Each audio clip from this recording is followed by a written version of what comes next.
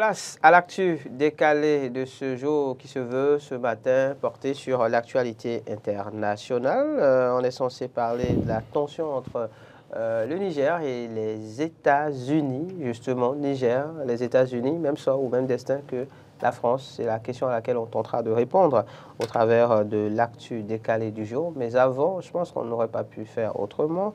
Nous sommes au lendemain de l'élection présidentielle au Sénégal. Un mot quand même par rapport donc à cette élection. Olivier Michel de Campos, bonjour. Bonjour. Hamzat Abdoulaye, bonjour. Oui, les Sénégalais étaient aux urnes hier. On annonce une victoire de l'opposition notamment. Une petite réaction? Oui, il faut être prudent par rapport aux annonces. Je pense qu'il faut attendre les annonces officielles des institutions qui ont en charge l'étoffe pour faire ce genre de déclaration. Oui. Et je pense qu'après ça, aujourd'hui, si Amadou Ba n'est pas élu président, c'est que c'est un vote sanction, comme on l'a toujours dit, et que Diomaye Faye est d'une certaine façon l'image ou la figure de proue de Ousmane Sonko, et va certainement véhiculer ses idées durant son mandat. Quoi qu'il faut être précis sur une chose, c'est que l'avenir sera très complexe parce que le tissu social est fracturé. Le tissu politique également est en mille morceaux, et vous ne pouvez pas gouverner sans légiférer. Donc il va falloir peut-être faire le jeu des alliances politiques pour mieux gouverner le Sénégal aujourd'hui. Donc je pense que sans cette disposition, le futur président va hériter d'un gâteau empoisonné. Et c'est tout de même l'avenir qui nous le dira. Il faut être assez prudent donc par rapport aux différentes annonces. Olivier Michel de Campos, le candidat de l'opposition aurait déjà reçu, je crois, des appels de 5 ou 6 autres candidats le félicitant, même si officiellement rien n'est encore dit ou rien n'est encore clair. Oui, comme le disait mon confrère Hamza tout à l'heure, je pense que l'heure est à la prudence. La prudence. La prudence parce qu'on n'a pas surtout encore... quand on sait d'où l'on vient. D'où l'on vient, et justement, il faut attendre donc d'avoir des résultats vraiment officiels. Et donc, je pense que c'est un scrutin qui était très attendu par rapport à tout ce qui a pu se produire depuis toutes ces années, les derniers mois, avec les tensions entre les différents acteurs politiques. Et donc, scrutin très attendu, et ce qu'il faudra observer également, c'est le taux de participation et l'engouement que cela aurait suscité de la part donc, des Sénégalais. Alors, la difficulté que moi je note déjà sur ce point, c'est cette tendance-là au vote sanction, comme l'a dit mon confrère, parce qu'on a plus l'impression que parfois on vote contre quelqu'un plutôt que pour quelqu'un. Voilà, donc ce qui fait qu'à l'arrivée, les annonces et les attentes de la population ne sont pas toutes satisfaites parce qu'on n'a pas vraiment eu le temps d'aller dans le vif du sujet, dans le fond des projets de société pour vraiment faire la part des choses. Maintenant, on espère en tout cas que les acteurs politiques vont se remettre de toutes ces difficultés-là, toutes ces crises-là qui ont secoué le pays, et vraiment proposer un projet politique, quel que soit le vainqueur, un projet politique qui puisse permettre à la population de s'en sortir et voilà, d'aspirer au développement qu'elle voudrait. On n'en dira pas plus par rapport au Sénégal. Nous y reviendrons très certainement les prochains jours en plateau. En attendant, eh bien, revenons plus près de nous, c'est-à-dire un tour au Niger, justement. On est censé parler du Niger ce matin. La tension entre le Niger et les États-Unis, les relations diplomatiques, justement, entre les deux pays qui sont au plus bas. Dans une déclaration à la télévision d'État, le colonel Amadou Abderrahmane, porte-parole donc du pouvoir militaire, a déclaré il y a quelques jours que la présence américaine au Niger n'était plus justifiée. Que se passe-t-il donc concrètement entre le Niger, enfin la junte au pouvoir, et les États-Unis? Les États-Unis, justement, même sort ou même destin que la France. On va tenter d'y répondre, mais déjà, Olivier Michel de Campos, qu'est-ce qui constitue réellement aujourd'hui la pomme de discorde entre les deux, enfin, le Niger et des États-Unis?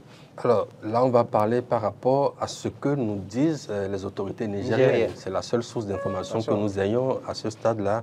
Et la pomme de discorde aujourd'hui serait le caractère illégal de la présence militaire américaine sur le sol nigérien. C'est-à-dire cette présence-là qui n'aurait pas suivi le protocole voilà, législatif approprié, c'est-à-dire que les élus du peuple ne se seraient pas prononcés sur cette présence-là. Et également le contenu, c'est-à-dire il y a la forme déjà, la forme de l'accord, et également le contenu, c'est-à-dire la manière dont l'accord avait été conclu, maintenant également son contenu, c'est-à-dire les clauses qui régissent cet accord-là, qui serait donc complètement défavorable au Niger selon les dires donc, des autorités militaires actuelles. Et donc tout ceci constitue des éléments qui fondent aujourd'hui les autorités donc, nigériennes à dénoncer cet accord. Mais la question que l'on se pose véritablement, et c'est ça qui est intéressant à analyser, c'est se demander mais pourquoi maintenant? Pourquoi c'est maintenant? Pourquoi maintenant? Parce que vous vous souvenez qu'au départ, après la prise de pouvoir par les militaires,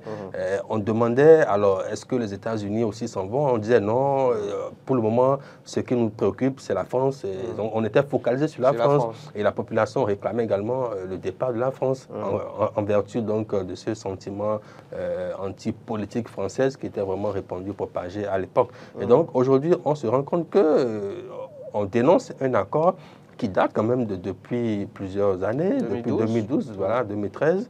Et donc, mais on le dénonce aujourd'hui alors qu'on en avait bien connaissance certainement bien auparavant. Et donc aujourd'hui, on se rend compte que finalement, ce qui motive cette décision est plus d'ordre, je vais dire, stratégique, plus d'ordre, d'objectif à atteindre que véritablement quelque chose de nouveau qu'on découvre. Ce n'est pas nouveau ce qu'on découvre aujourd'hui. Donc certainement qu'il y a eu des données, il y a eu des éléments qui ont penché dans la balance pour en arriver donc à ce résultat. Maintenant, ce qui est quand même intéressant et également important à analyser, c'est la posture des États-Unis au départ de cette crise. Vous vous souvenez très bien que les États-Unis faisaient partie de ces Occidentaux-là qui étaient contre ouvertement une intervention militaire de la CEDEAO. Et donc, quand on analyse un peu, on se demande, alors, est-ce que les militaires auraient joué le jeu d'attendre de ne pas se froisser avec un allié tel que les États-Unis, c'est-à-dire, parce que vous avez observé que non seulement les autorités aujourd'hui ont reçu la reconnaissance internationale, et qui vous souviennent à la dernière AG des Nations Unies, le Niger n'avait pas pu assister parce qu'on ne reconnaissait pas les autorités actuelles. Donc aujourd'hui, les autorités officiellement sont reconnues comme étant les autorités légitimes du Niger. Et donc, peut-être que les autorités, on peut supposer qu'elles auraient attendu que les États-Unis, voilà, permettre que tout ça puisse se passer, parce que ça n'aurait pas pu se passer sans les États-Unis, et donc permettre que tout ça puisse se passer pour aujourd'hui maintenant dérouler leur agenda. Et donc faire ce qu'ils ont à faire. Hamzat Abdoulaye, oui, les relations sont au plus bas entre le Niger et les États-Unis. Alors l'agent de pouvoir parle d'une déclaration verbale datant du 6 juillet 2012 qui aurait acté eh bien, ces fameux accords finalement non formels, militaires, accords militaires finalement non formels entre le Niger et les États-Unis.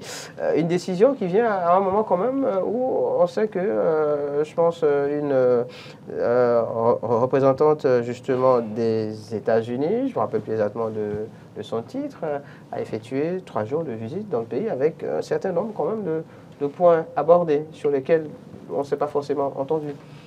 Oui, c'est véritablement là le point de rupture, je vais dire. Molifi, voilà. Secrétaire d'État adjointe, était effectivement au Niger et selon les informations du terrain, elle aurait atterri quand même malgré l'absence d'une autorisation officielle d'atterrissage ou de survol du territoire, ce qui montre une nouvelle fois, je ne sais pas si c'est confirmé cette information, mais ça prouve une nouvelle fois que le paternalisme occidental n'est pas terminé en réalité. Et mon confrère a bien fait de le souligner, c'est-à-dire au début de cette crise, les Américains essayaient de tempérer, mais il faut rappeler que face à la position de la France et de la CEDEAO, ils étaient dans une position offensive également, mais ils ont dû revoir leurs cartes pour se dire non, on ne peut pas faire cette... Peut-être s'inspirant de la tournure que prenaient les événements entre le Niger et la France. Exactement, et se disant certainement que dans ce bras de fer, ce n'est que le peuple qui va l'emporter, parce qu'en ce moment, ils ont jaugé l'attitude de la population qui était complètement pour ce changement au sommet de l'État. Donc, moi, je trouve que ça n'a pas changé et ça ne change pas. Et c'est quand même dommage parce qu'à la fin de la Deuxième Guerre mondiale, George Bush, enfin, ça c'était plus la période de la guerre froide, mais fin de Deuxième Guerre mondiale, période de la guerre froide, et les États-Unis et les États occidentaux ont continué à croire que c'est la puissance qui allait réguler l'ordre international. C'est la force qui allait tout de même maintenir l'ordre. Dans le Sahel, il fallait envoyer des forces pour contrer la menace djihadiste, au Mali, au Soudan, en Somalie, à Djibouti, en Éthiopie. Mais à aucun moment, ces méthodes n'ont fonctionné. Rendez-vous compte. Et on parle même aujourd'hui de la puissance de la faiblesse, c'est-à-dire ces États du Sud qui ont été longtemps catégorisés comme étant les pays du tiers-monde, les pays faibles, les pays en voie de développement. Les adjectifs sont tellement nombreux. Aujourd'hui, la cartographie a changé. La cartographie est en train de muter. C'est-à-dire que ces États dits faibles après la Deuxième Guerre mondiale ou durant la période de la guerre froide, ces États dits faibles aujourd'hui ont une certaine puissance. Et ça se matérialise, même sur les fronts. Dites-vous bien que les États-Unis n'ont plus remporté aucune guerre depuis 1945. Les Occidentaux n'ont plus remporté aucune guerre en 1945. De la Syrie à l'Afghanistan, en passant par le Mali, la Somalie, la Libye, les États-Unis ont toujours remballé et ça a toujours été une politique d'échec. Donc, je pense qu'aujourd'hui, il va falloir revoir les copies. Parce que derrière, on nargue la menace russe comme étant la plaque qui est en train de faire changer les choses. Justement, mais il ne s'agit pas de ça. La menace russe, avant d'aller plus loin, avant que de se projeter sur justement la suite à entrevoir à tout ceci et à comment faire à l'avenir, revenons donc aux circonstances qui ont conduit quand même à la situation actuelle. Je reviens donc sur ce dont il s'agit. Les Nigériens, enfin, la junte au pouvoir demande à la force militaire américaine donc, sur le territoire de dégager, suite donc, à cette visite de Modifi sur le territoire. Alors, on a parlé des relations entre le Niger et la Russie, des rapprochements avec l'Iran également. C'est là peut-être, Olivier. Je finis rapidement là, j'allais y venir. C'est que j'avais évoqué le partenariatisme, mais aujourd'hui, on ne peut plus dicter aux Africains le type de partenariat avec qui ils doivent négocier, avec qui ils doivent dîner, avec qui ils doivent faire des alliances. Non, ce n'est plus possible. Et la dynamique du puissant qui dicte la conduite aux dirigeants, c'est révolu, c'est complètement révolu, ça ne marche plus. Est-ce qu'on s'entend alors sur le fait que, oui, le Niger parle de la forme de cet accord militaire, enfin évoque la forme de cet accord militaire, enfin le fond aussi d'une certaine manière, mais qu'en réalité, le problème il est ailleurs, et surtout peut-être à ce niveau. Oui, le problème est surtout à ce niveau. C'est-à-dire, les Nigériens ont longtemps coopéré avec les Américains, avec les Occidentaux, mais sur le terrain, c'est vrai, il y a des résultats. Il y a des résultats qu'on peut constater, mais ces résultats sont très peu probants dans la mesure où, quand on prend de 60 à 2024, et dans la lutte contre l'insécurité alimentaire, et dans la lutte contre l'insécurité liée au terrorisme, et dans la lutte contre l'insécurité liée à l'économie ou à l'inflation, on ne constate pas que ces États ont bénéficié au sens propre du terme de ces aides au développement, de ces aides stratégiques, de ces apports militaires ou ces appuis militaires ou à la défense. C'est un constat factuel. Donc, si ces États aujourd'hui veulent changer de paradigme, c'est tant mieux. C'est tant mieux. Même si ailleurs, c'est pas mieux dans la mesure où en face, on a un pays qu'on appelle la Russie tout de même, qui au fond n'est pas une garante des droits de l'homme ou n'est pas forcément une garantie pour un avenir pérenne. Et en face, on a l'Iran, on a la Turquie. Ce n'est pas forcément des pays qui font bonne figure au sein du giron international. Mais ça, c'est des choses qui concernent l'international. Mais je pense qu'en matière de partenariat, il va falloir laisser les États choisir leur destin, choisir avec qui il faut serrer la main et ne surtout pas se faire dicter avec qui il faut le faire. Et l'exemple, je finis là-dessus, l'exemple de l'Inde cas de figure d'autorité dans le milieu avec le multi-alignement. Et je pense que si le Niger, si le Mali, si le Burkina Faso, ou peut-être demain le Sénégal ou le Bénin veulent veulent multiplier leurs partenaires, on ne doit pas voir ça forcément comme une menace au point parfois de leur dicter ce qu'il ne faut pas faire. Et ça, aujourd'hui, ça frustre les peuples. Oui, Olivier Michel de Campos, je reviens à vous. Donc, la junte au pouvoir n'entend pas se laisser dicter sa conduite, pour faire simple. Oui, évidemment, parce qu'il faut inscrire tout ce qui se passe dans une dynamique. La dynamique enclenchée depuis un certain nombre d'années avec le Mali, le Burkina et maintenant le Niger, le cas du Niger. Et donc, il faut inscrire tout cela dans cet ensemble-là qui se passe et également dans l'ensemble de l'AES. Parce qu'aujourd'hui, quand on parle du Niger, il ne faut pas oublier Mali et Burkina. C'est un ensemble. Et donc, on imagine mal que ce qui se passe de l'un dans un contexte ne puisse pas se produire de l'autre côté. Et donc, non seulement il faut inscrire tout ceci dans ce contexte-là, mais également, il faut quand même souligner que ce n'est pas tant que ces États sont puissants, comme le disait mon confrère tout à l'heure, en eux-mêmes. C'est-à-dire, quand vous prenez le Niger en lui-même, ce n'est pas tant que ça, c'est plus dans le contexte géopolitique d'aujourd'hui, il fait que ces États ne sont plus seuls. Ils ne sont plus seuls parce qu'il y a aujourd'hui du soutien derrière, il y a des alliés de poids, des gens qui sont dans une dynamique, dans une démarche de faire front, donc de faire face à la puissance, à l'hégémonie occidentale. Et donc ces États-là ne font que s'engouffrer dans cette brèche-là qui est ouverte aujourd'hui et qui fait qu'aujourd'hui, comme l'a dit mon confrère, on assiste à un multi-aliment, donc qui fait que les États ont la possibilité d'avoir divers partenariats. L'autre élément également, aujourd'hui, quand même, qu'il faut prendre en compte, c'est quelque chose d'assez fondamental, à mon avis, c'est par rapport à la nature même de la présence militaire de ces Occidentaux sur le terrain africain.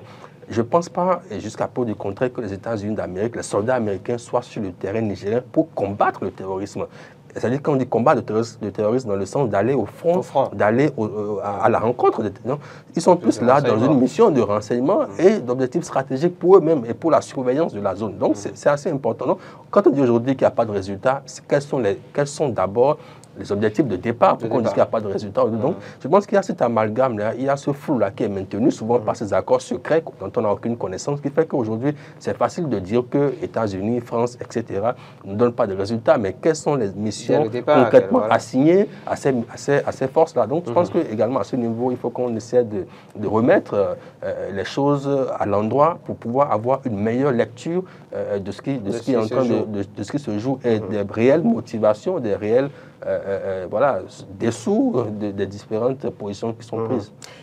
Est-ce qu'on n'est pas en train d'assister, et après ça peut-être on va s'intéresser à la position des États-Unis justement par rapport à la situation, parce qu'on n'en a pas encore parlé réellement jusque-là, mais est-ce qu'on n'est pas en train d'assister finalement à un déplacement de cette tension entre les États-Unis d'une part et la Russie d'autre part sur le continent africain? Oui, tout à fait. Je pense que l'Afrique a toujours été un terrain d'affrontement géopolitique. Donc, on va le rappeler tout à l'heure, depuis l'époque de la guerre froide, où on a vu, d'ailleurs, nous sommes les conséquences aujourd'hui de la guerre froide, parce que le monde, les relations des États nouvellement indépendants, après 60 et tout, ont été conditionnées, ont été moulées dans ce conflit-là. C'est-à-dire ceux-là qui étaient pro-occidentaux, avec les Européens, consorts, et ceux-là qui étaient plus dans le giron du communisme, du RSS. Donc, tout ceci a fait que nos États sont aujourd'hui un peu les héritiers de cette confrontation-là, de cette guerre froide. Cette guerre froide qui se poursuit, mine de rien, aujourd'hui, peut-être dans des formes différentes. Mais il est clair que l'adversité, je dirais plutôt ce mot-là, l'adversité entre les États-Unis et les autres pays, que ce soit la Russie, que ce soit la Chine, etc., se transpose naturellement sur le terrain africain, qui est aujourd'hui un terrain convoité par toutes ces puissances-là. Donc il est totalement normal, il est totalement évident que ça puisse transparaître également, parce qu'aujourd'hui vous avez des enjeux qui soient économiques, commerciaux, et sécuritaires. Et voilà, tellement d'enjeux qui font qu'aujourd'hui on ne peut plus se passer de l'Afrique dans ce contexte-là. Et je finirai par rapport à la question de l'Iran que vous avez souligné tout à l'heure, pour dire quand même, soyons sérieux. L'Iran n'a jamais eu besoin, en tout cas officiellement, de l'uranium nigérien pour en arriver à ce stade de son programme nucléaire. Donc ce n'est pas aujourd'hui que l'Iran aurait forcément besoin de prendre l'uranium nigérien pour atteindre ses objectifs. Et deuxième chose, c'est quand même une société française Orano, pour ne pas la citer, qui exploite l'uranium au Niger. Donc, comment est-ce que tout ça va se passer pour que, bon, ça c'est quand même quelque chose, c'est quand même assez invraisemblable aujourd'hui à ce stade-là. Je pense que le problème est plutôt ailleurs et peut-être qu'on n'aura peut-être pas le temps d'y revenir, mais je pense que tout se joue sur véritablement le fond, le contenu de ces différents accords que nous signons avec les différents États qui ne nous arrangent pas toujours et qui font qu'à des moments donnés, on est en droit de revendiquer, si c'est légitime bien entendu, que ces accords-là soient annulés ou soient revus tout simplement. Hamzat Olivier, oui. Michel Abdoulaye, pendant qu'on y est. Oui, sur la position des États-Unis par rapport à tout ceci. Oui, pour l'instant, il y a un calme plat du côté des Américains, ce qui est tout de même normal parce que la posture veut surtout en diplomatie, quand il y a ce genre de conflit, la posture veut qu'on puisse essayer quand même de rattraper les choses. Donc, je suis sûr que l'administration américaine tente de rattraper les choses qui sont mal déroulées. Mais avec l'allure que prennent les choses, pour moi, ça risque d'être irréversible. C'est-à-dire, ce départ risque d'être irréversible et c'est tout de même dommage parce que on sait que cette zone, c'est une zone où il est vraiment important, même si je suis d'accord avec mon confrère, il n'y a pas de guerre au sens stricto sensu avec les terroristes ou les djihadistes, mais en matière de renseignement, en matière de qualité, en matière d'équipement, en matière de formation, je pense que les Américains sont vraiment incontournables en la matière. Et ce milieu est véritablement stratégique. Donc aujourd'hui, je trouve que le Niger ne trouve plus ses intérêts avec cette présence américaine. Mais est-ce que ce n'est pas une décision émotionnelle? C'est des questions que je me pose de façon individuelle. Parce que c'est comme s'il n'y a jamais eu de préparation pour dégager les Américains d'Agadez ou de cette base militaire au Niger. Donc je trouve que ce n'est pas préparé. Mais s'il faut partir, je pense qu'il faut tout de même respecter la décision des gouvernants et peut-être repartir sur de nouvelles bases. Parce que le départ d'une force armée, d'un territoire, ne veut pas dire la fin d'une coopération. Je pense que les Américains coopèrent avec le Nigeria, sur plusieurs plans. Oui, sur plusieurs plans, sur le plan économique, sur le plan social, sur le plan du développement durable, sur le plan de la protection de l'environnement. Et c'est autant de choses que je citais tantôt qui n'ont pas forcément, qui n'ont pas fondamentalement impacté le quotidien des Nigériens. Et aujourd'hui, ce départ, pour eux, ne leur fait ni chaud ni froid. D'ailleurs, j'ai vu une déclaration d'un mouvement de la société civile nigérienne qui soutient mondicus le départ des Américains. Et malheureusement, ça rejoint ce qu'on disait depuis le début, c'est-à-dire cette posture paternaliste rattrape les Américains et les Occidentaux dans la mesure où aujourd'hui le partenariat ou le partenaire privilégié, c'est le Russe, ou c'est l'Iranien, ou le Turc, le Chinois, par exemple, ou le Chinois. Les intérêts guident désormais. Pour finir, en 30 secondes, les États-Unis, même sort, même destin que la France? Oui, déjà vous observerez que la posture américaine est différente de celle qu'avait été celle de la France. Je pense que les États-Unis ont quand même tempéré, ont commencé par annoncer des signes de vouloir négocier, de vouloir s'entendre avec les autres. Donc ça tranche déjà avec ce qui s'est passé avec la France. Maintenant, déjà, il faudrait quand même voir les résultats de ces différents pourparlers qui sont certainement en cours actuellement pour voir si on en vient à ce que je disais tout à l'heure, soit à la relecture de l'accord tout simplement, ou tout simplement qu'on y met fin si les parties n'arrivent pas à s'entendre sur le contenu de cet accord. Je pense que ça, c'est assez fondamental et on ne peut pas transiger sur cela. Je pense qu'à ce stade-là, des relations internationales et à ce stade-là de la configuration géopolitique de ce moment, il serait quand même assez difficile pour les États-Unis de vouloir encore s'imposer une nouvelle fois à ces États-là, si tant est que c'était le cas auparavant. Donc ça, c'est quand même assez important et très, très, très crucial dans l'avenir qu'aura donc la présence américaine sur ce terrain. Ça, c'est quand même assez fondamental. Merci à vous. Olivier Michel de Campos, merci. Hamzat Abdoulaye. Je m'attendais à mon dernier mot. 30 secondes. C'est pas compliqué, mais la réalité des choses aujourd'hui, c'est que le Niger ne peut pas évoluer tout seul. en tant qu'État, il faut penser aux partenaires, il faut penser au partenariat, à la coopération, aux alliances s'il le faut, enfin, dans la sous-région. C'est très important pour la survie et la continuité de l'État. Je ne pense pas que le général Tiani puisse mener une guerre frontale contre le djihadisme tout seul.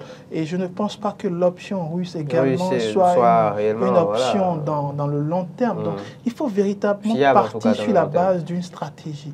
Et je pense que c'est ce qui manque aujourd'hui au Niger. C'est vrai, on a tous félicité les Nigériens d'avoir pris leur destin en main, mais il faut partir sur la base d'une stratégie militaire, une stratégie de coopération, une stratégie de développement, une stratégie pouvant combattre l'insécurité alimentaire. Sans cela, c'est le serpent qui va se mordre la queue. Qui finira par se mordre la queue. Merci à vous, Olivier. On ne se lève pas pour chasser les États-Unis d'Amérique. Je pense qu'il y a quand même une stratégie derrière. Et quand même, il y a de la préparation. Normalement, en comptant sur la Russie, la Chine, sur beaucoup de partenaires qui peuvent apporter un plus. Merci, c'était l'actu décalé du jour. On se retrouve demain pour le numéro encore plus plaisant, Plaisir au ciel.